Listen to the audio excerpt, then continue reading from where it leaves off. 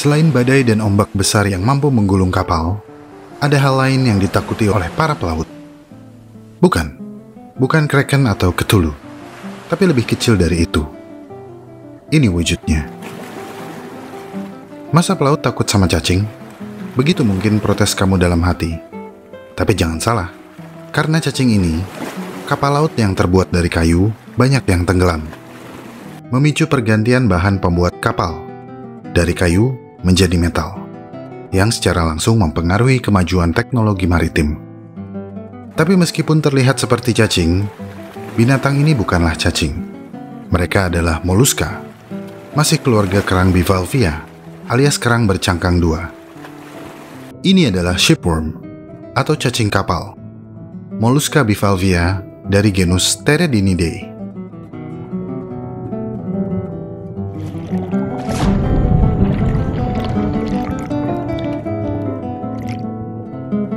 Kenapa kapal bisa tenggelam? Karena dimakan binatang ini. Moluska ini sangat mirip dengan rayap, mampu mengebor ke dalam kayu dan memakan kayu dari dalam, menyebabkan kerusakan yang baru akan terdeteksi ketika sudah terlalu parah. Dari luar, kayu terlihat dalam keadaan baik. Cuma ada bolongan kecil yang seringkali tidak dianggap. Tapi dari dalam, lorong-lorong yang dibuat oleh moluska ini sudah bercabang dan merambat kemana-mana, membuat kayu menjadi rapuh dan tidak tahan cuaca dan gempuran ombak. Akibatnya, air akan merembes ke dalam lambung kapal dan akan menenggelamkan kapal. Tapi bagaimana moluska ini mampu memakan kayu? Ini agak aneh. Secara, kayu bukanlah sumber makanan yang umum di laut. Tidak ada pohon yang tumbuh di laut. Bagaimana mereka bisa mengembangkan kemampuan ini dan dapat mengekstrak nutrisi dari kayu? Lalu, bagaimana siklus hidup mereka? Sebelum kita lanjut, saya ingin berterima kasih kepada teman-teman yang telah support Alam Semenit lewat donasi di Saweria. Uvuvuv, onyetenyev, uguemu bemu, mola ikan hebat, Haruto bukan Naruto, nggak ada ide nulis apa, fans Alam Semenit, muehehehehehe, Nani, IG aku @itsmailin08, kunjungi Shopee Hijrah Yuk Store, kunjungi Shopee Hijrah Yuk Store, Ja'far dan Adik Gemoy, Doni Hawari, Happy Birthday Ke Narashanum, Gara DTN 439, Rumah Inggris Lampung, Agetan Isaac, Di Lestari, Neng Meong, Mas Bro, Eternal Love Story, Leni dan Amung, HMT Truk Cengkareng, Akila dan Naima, Cayo Sigmateh Tata Karsa, Kutunggu Jandamu Devi, Mas Bro, Rizal Hasan Zohra, Fajar Kurniawan, Tony, Semawur, Ajakteman.com, Fernando Dodo, Hawul, Rosa di Family, Mas Bro, Ilham Presma sedang skripsi, Tim Shop Tokopedia, Awali Taufiki, Arintek Lampung, GSS Project, Barmanjenun, Golden English, W3, Kirito Cah Sadar, Kirito Cah Kalteng, Warung Akik Joeng Kepahyang, Chandra Saleh dan Juragan Muntois, subscribe YouTube Chandra Saleh, Bos Besar Chandra Saleh Awak-Awak, Ramdon, Roti Cecela Lampung, Jamal.idn, Adit I Love You, Yama24, Cinta Novel, Aksa Wangga, Uchiha Safira, Oma Kidul Sablon, Teknik Sastra Perikanan Unpad 22, Akareso Kopi, Topet Keripik Tempe Dapur Humaira, Alfian, Visumo Daleka, Wujiek Sezni, Gap Garage 13 Malang, subscriber nih Jelajah Purbalingga, Motor Custom MIG, beli baju di buronanmu, semangat Alam Semenit, yuk skripsian masih dud, Dream Day Planner Wedding Organizer, doain Faiz Zahra nikah 2023, Oyi untuk Olan, Musyodik Nurudin, Novan Murdianto, Monza Komunika, Farhan Mbappe, Kora Sneakers dan Apparel Jakarta, Ude Tridadi, Arnold Swardiningrat, Dewi Batik Kuala Tungkal, netq.me buat VPN SSH gratis, netq.me buat VPN SSH gratis, Chandra Muntois dan Juragan Salai, loh ada Chandra Salai lagi hehe, subscribe YouTube Chandra Salai naik Suzuki IPV, Bang Alam Semenit semangat, Toko Nebule, Pramastri siapa yang punya, Sherlia, Batu Alam Abad 21 Tasikmalaya, Batu Alam Abad 21 Ciamis, Lily Mart, Power Ranger Merah, beli baju di Mutashop ID, apa? Mutashop ID, wow Mutashop ID, jangan piara kapibara, dan Mas Bro.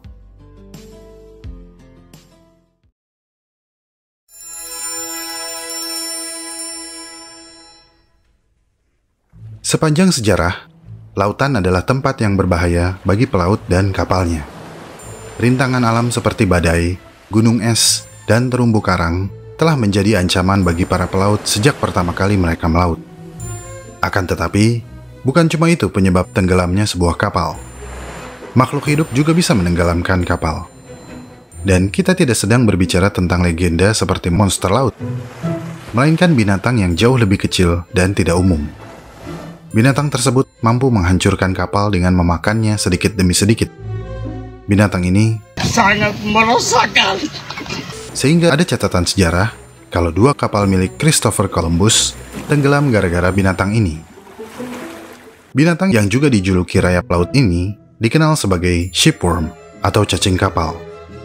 Dan seperti rayap, mereka memiliki selera yang sangat besar terhadap kayu, seperti Tan Boy Kun terhadap nasi. Sepiring aja. Bismillah. Tapi, meskipun mereka memiliki kata cacing di dalam namanya, cacing kapal ini bukanlah cacing sejati. Mereka termasuk Mollusca bivalvia, kelompok yang mencakup kerang, remis, dan tiram. Uniknya, kerang ini memiliki tubuh yang lebih mirip cacing daripada kerang. Cangkang yang menjadi ciri bivalvia telah berevolusi menjadi sepasang penggerus mungil yang terletak di kepala mereka. Cangkang penggerus ini dibantu dengan deretan gigi yang seperti kikir yang halus. Mereka gunakan untuk mengebor terowongan ke dalam kayu, memakan kayu sembari membuat ruang untuk berlindung. Cangkang penggali ini adalah satu-satunya bagian tubuh yang paling mirip kerang. Selebihnya, tubuh mereka memanjang seperti tabung, lebih mirip cacing daripada kerang. Dan dari situlah nama shipworm atau cacing kapal ini berasal. Cacing yang mampu melubangi segala benda yang terbuat dari kayu, baik itu perahu, kayu mati yang mengapung bebas, atau tiang dermaga di pelabuhan. Ada sekitar 70 spesies cacing kapal yang telah diketahui, dengan ukuran yang bervariasi, mulai dari beberapa sentimeter hingga lebih dari 1,5 meter. Cacing kapal yang terbesar dan terpanjang baru ditemukan tahun 2017. Mereka disebut giant shipworm atau cacing kapal raksasa. Umumnya, cacing kapal dapat ditemukan di seluruh samudra dan lautan di bumi. Saya pengen bilang kecuali Antartika, tapi dari penelitian tentang kapal yang karam di Antartika, belum ada kepastian kalau cacing kapal ada di sana. Jadi, para peneliti belum begitu yakin apakah saat ini ada spesies cacing kapal yang mampu mendatangkan malapetaka pada kayu apapun yang melewati wilayah Antartika. Dan entah ini akan menjadi kabar baik atau kabar buruk, pada tahun 2019 ada spesies baru yang ditemukan di Filipina yang tampaknya gemar memakan batu kapur.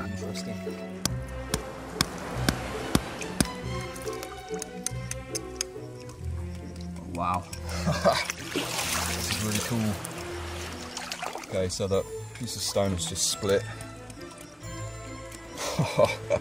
So there's two now. Ah, there's two. Okay. This one's enormous. Wow. This animal, there we go. Let's give him a little rinse. This plump specimen. Sepertinya jalan cerita dalam film Tremor sudah mulai terbentuk. Straight out front.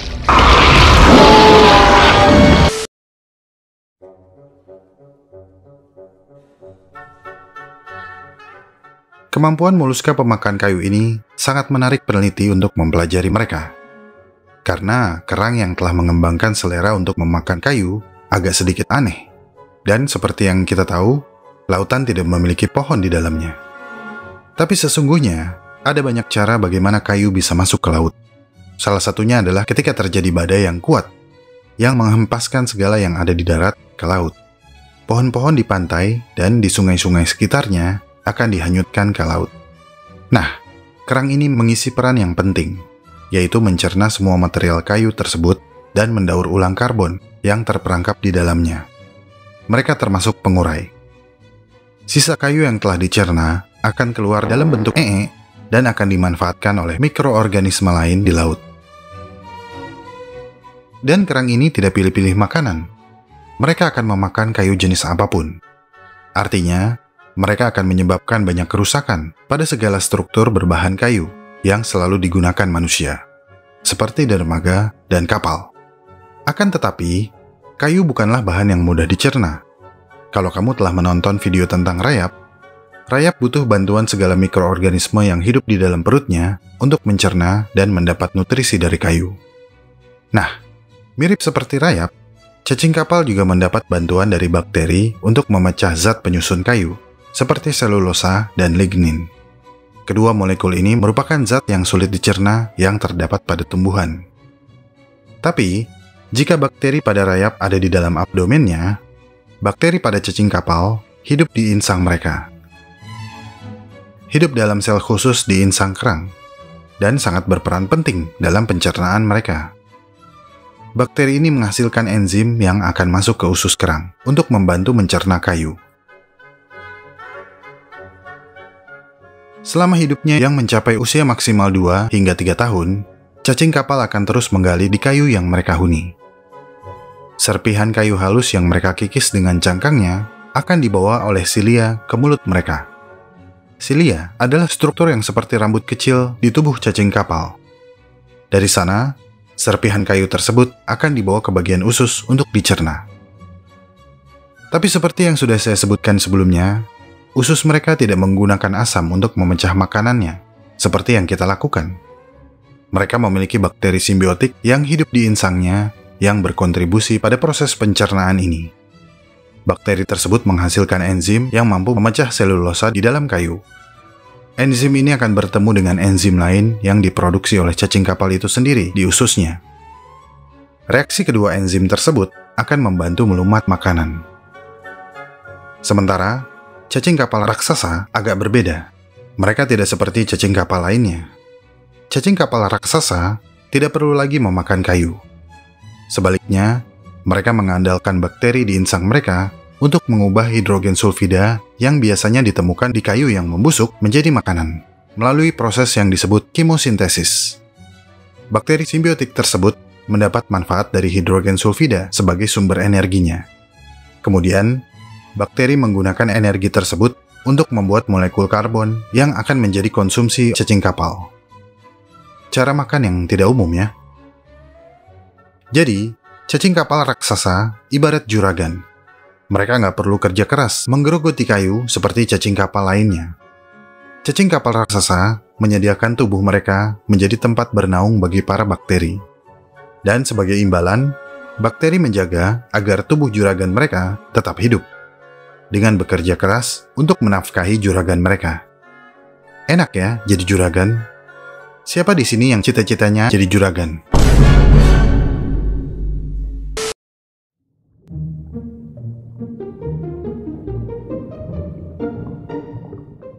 Pencernaan yang tidak umum bukanlah satu-satunya keunikan proses fisiologis yang dimiliki cacing kapal. Cara kawin cacing kapal juga rada aneh. Cacing kapal memulai hidup mereka sebagai larva jantan yang mengambang bebas di badan air. Tetapi mereka tidak selalu menetap sebagai jantan.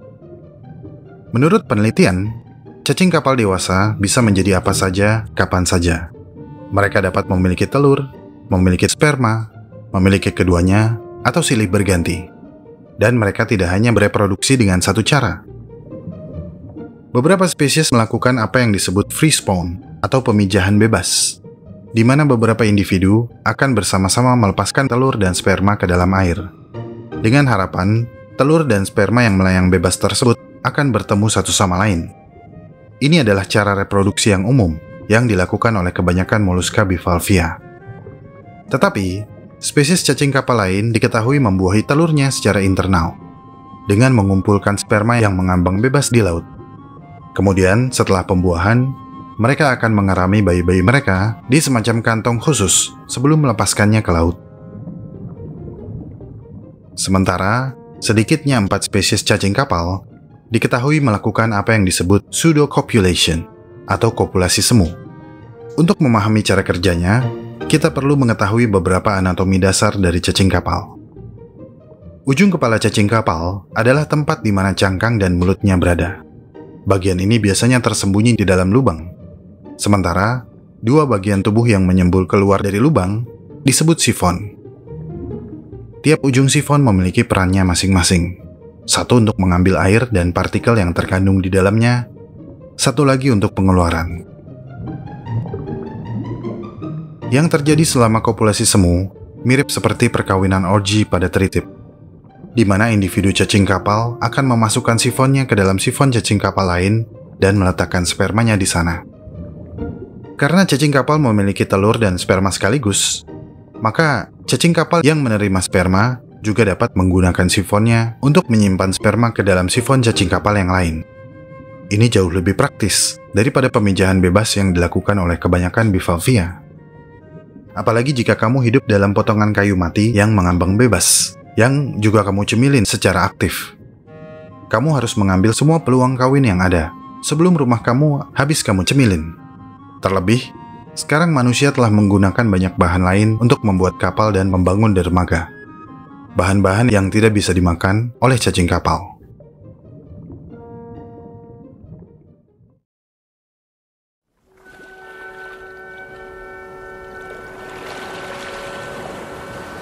Serangan cacing kapal pada dermaga dan kapal kayu sangat menakutkan, karena mereka tidak terdeteksi. Para nelayan dan pelaut belum memiliki cara yang efektif untuk mencegah kehadiran kerang pemakan kayu ini. Dan ini memicu beberapa kemajuan teknologi maritim di banyak negara. Salah satunya adalah teknologi pembuatan kapal dari metal dan pembangunan dermaga dari beton. Atau solusi cepat dan praktis, seperti menjaga dermaga yang sudah ada dengan melapisi atau membungkusnya dengan plastik film, untuk mencegah agar tidak disusupi oleh larva cacing kapal. Setakut itu manusia dengan kerang pemakan kayu ini. Tapi tenang, kita yang ada di Indonesia mungkin bisa santai dan tidak perlu terlalu khawatir akan serangan dari moluska pemakan kayu ini. Karena moluska ini sangat bergantung pada kebersihan air laut. Sementara mayoritas air laut di Indonesia lumayan kotor dan berpolusi. Jadi cacing ini tidak akan mampu hidup.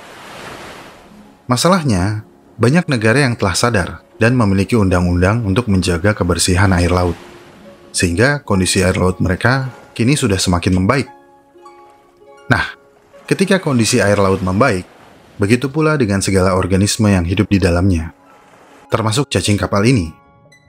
Populasi mereka meningkat secara eksponensial di sana. Terlebih, sekarang suhu lautan menjadi lebih hangat akibat perubahan iklim global. Dan kondisi ini memberikan keuntungan bagi cacing kapal. Karena mereka cenderung berkembang biak dan mulai mengebor kayu ketika suhu lebih tinggi. Selain itu, perubahan iklim juga dapat membantu cacing kapal memperluas jangkauan mereka ke perairan yang baru dan menjadi aktif lebih lama, yang berarti berpotensi menyebabkan lebih banyak kerusakan dan kehancuran. Ketika itu terjadi, manusia masih memiliki satu pertahanan terakhir untuk melawan mereka. Karena kita punya 8 miliar power. Secara teknis, cacing kapal adalah kerang dengan bentuk yang tidak umum. Banyak budaya di seluruh dunia yang telah menemukan beragam cara untuk menangani kerang. Dan cara tersebut sangat mungkin merubah keadaan. Jika cacing kapal bisa memakan perahu dan dermaga kita juga bisa memakan mereka.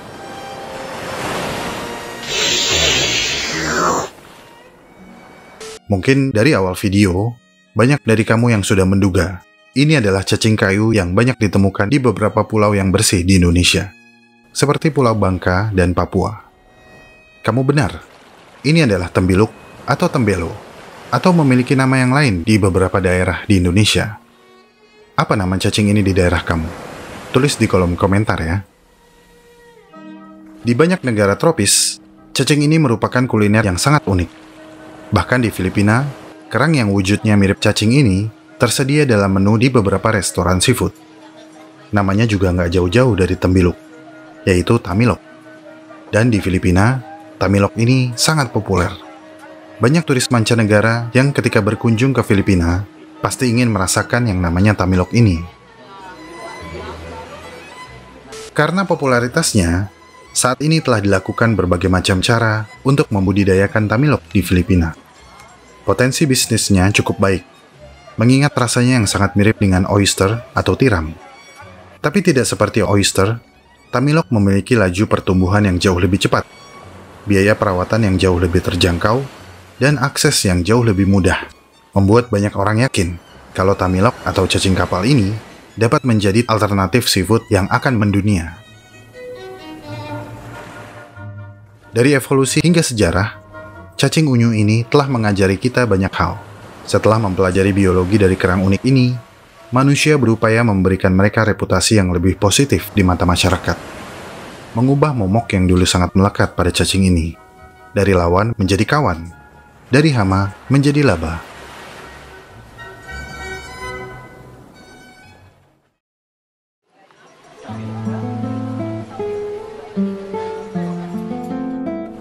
Cacing kapal mengingatkan kita kalau keberadaan mereka cukup mengancam segala struktur bangunan yang terbuat dari kayu. Di darat ada rayap, di laut ada tembiluk. Tapi tenang, selama kondisi laut Indonesia masih kotor dan berpolusi, mereka tidak akan berani datang ke sini. Jadi, jika kita ingin selamat dari serangan cacing kapal, jangan rubah pola hidup kita. Lakukan apa yang selama ini sudah kita lakukan. Jagalah kondisi laut kita agar tetap dalam kondisi yang sekarang. Tetaplah tidak peduli. Tapi sebaliknya, jika kamu ingin merasakan kenikmatan dan kesegaran seafood yang non-konvensional, setelah nonton video ini, kamu pasti tahu apa yang harus kamu lakukan. Mulailah dari yang sepele. Jangan buang sampah sembarangan. Jika itu sudah rutin kamu lakukan, saya doakan supaya kamu menjadi juragan. Asik.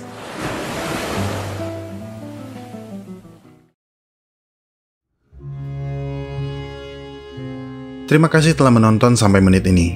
Saya sangat-sangat menghargai segala support yang teman-teman berikan kepada Alam Semenit. Jika ingin tahu lebih banyak tentang subjek pembahasan dalam video ini, cek deskripsi video. Di sana teman-teman bisa menemukan segala jurnal, literatur, dan referensi saya dalam menyusun naskah. Kepada teman-teman yang baru subscribe, selamat bergabung. Kepada teman-teman yang telah memberikan super thanks, terima kasih. Semoga apa yang disajikan Alam Semenit bisa membawa manfaat bagi kita semua. Jika suka dengan pembahasan dari Alam Semenit, like video ini dan share. Karena like dan share dari kamu akan membantu perkembangan channel ini. Ikuti perkembangan semua hal yang aneh, menjijikan, dan indah yang mengundang rasa ingin tahu kita semua. Sampai jumpa di video selanjutnya.